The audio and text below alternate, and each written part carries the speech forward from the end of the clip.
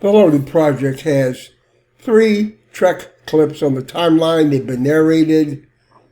I'm going to zoom in, get a better view of the first clip. And what I want to do is segment a part of the original narration with a split. I've now done that. Let me zoom a little more here.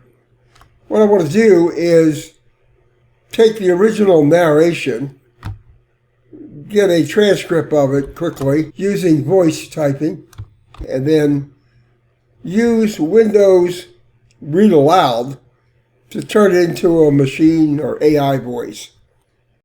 I'll begin by adding a caption under the playhead. So that's a Shift-C. And I'm going to span the caption to match the span of the clip. I'll double tap the caption to put me in the caption UI. Now I can use the Enter key to play this section of the clip and listen to the audio. I am going to add the amount of time spent on this activity. All right, I'll now use Windows 11's voice typing to create that transcript. So let me play this one more time so I know what I said.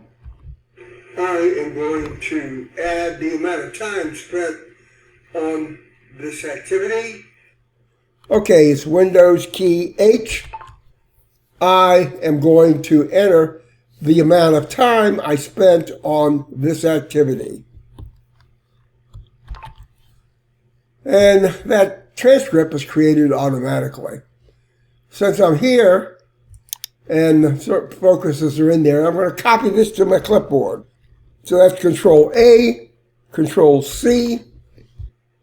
I'm then going to an instance of Microsoft Word in a new blank document. I'm going to paste what I just copied, Control V. Now what I'm going to do is open up Windows Read Aloud, and that's the shortcut Control Alt Spacebar. You see it's open up over here. Then I'm going to double tap a couple times until I've selected the whole line, and let's play it. I am going to enter the amount of time I spent on this activity.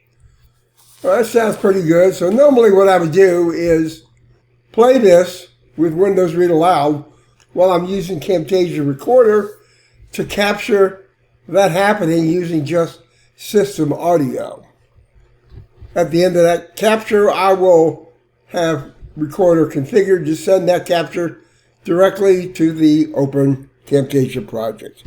I'm going to do that off camera. Here I've imported that system audio only capture is selected. I'm going to put it on the timeline at the beginning of that caption, so it's right click, add. I need to trim it a little bit, so I'm going to make sure that the audio starts about where I want it to start, and I want it to only have a reasonable amount of trailer, so that looks pretty good. With respect to the original clips, I have added clip speed to all those clips. We're now sectioned off, so I'm going to open up the tray here. And there's clip speed. I'm going to use it to drag the duration of the original video clip to match the new audio. Collapse the tray. What I need to do is silence the original audio, and now I'll play it. I am going to enter the amount of time I spent on this activity. All right, that sounds pretty good.